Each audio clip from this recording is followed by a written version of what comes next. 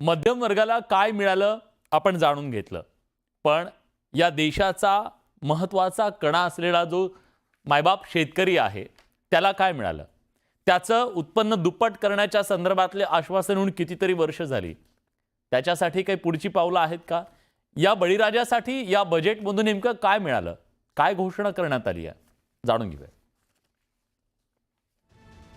केंद्रीय अर्थमंत्री निर्मला सीतारामन यांनी बजेटमध्ये ग्रामीण आणि शहरी समतोल साधण्यावरती भर दिलाय.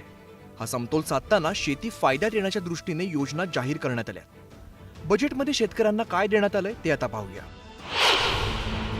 पंतप्रधान धनधान्य योजनेच्या माध्यमातून सुमारे 2 कोटी शेतकऱ्यांना थेट लाभ मिळणार आहे. शिवाय किसान क्रेडिट कार्डची मर्यादा 5 लाखांपर्यंत वाढवण्यात आली आहे. त्यामुळे शेतकऱ्यांना अधिक कर्ज मिळण्याचा मार्ग मोकळा झालाय. तेलबिया आणि कपाशीचं उत्पादन वाढवण्यासाठी 6 वर्षांचा विशेष कार्यक्रम हाती घेण्यात आलाय. युरिया निर्मितीत आत्मनिर्भरता आणण्यासाठी ईशान्य भारतात 3 कारखाने निर्माण करण्यात येणार आहेत.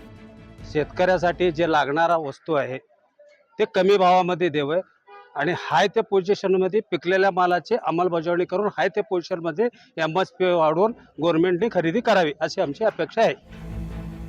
शेती आणि शेतीवरती आधारित उद्योगांना बळ मिळावं यासाठी बजेटमध्ये कशाची तरतूद करण्यात आली आहे ते आता पाहूया. फळभाजी उत्पादकांसाठी विशेष योजना राबवण्यात येणार असल्याची घोषणा अर्थमंत्री निर्मला सीतारामन यांनी केली आहे. अंदमान आणि निकोबार आणि लक्षद्वीप बेटांवरती लक्ष केंद्रित करून मासेमारीचं शाश्वत संकलन करण्यात येणार आहे. निर्यात करणाऱ्या MSMEला 20 कोटींपर्यंतचं मुदत कर्ज देण्यात येणार आहे. सरकारने डोंगराळ भागात छोटं विमानतळ बांधण्याची घोषणा केली आहे, ज्यामुळे दुर्गम भागात हवाई कनेक्टिव्हिटी वाढणार आहे. डाळिंबे आणि तेलिंबियाचे भाव फार घसरलेले आहेत. बाजारात त्यांना मूल्य मिळत नाहीत. ह्या योजनेमुळे येणाऱ्या काळामध्ये निश्चितच शेतकऱ्यांना त्याचा मोठा फायदा होईल. ग्रामीण महिलांना रोजगार आणि आर्थिक स्वातंत्र्य देण्यासाठी वेगवेगळ्या उपक्रमांचा विकास करण्यावरती बजेटमध्ये भर देण्यात आलाय.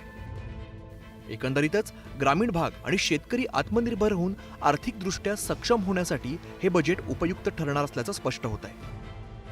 Bureau report, news 18 Lokmat.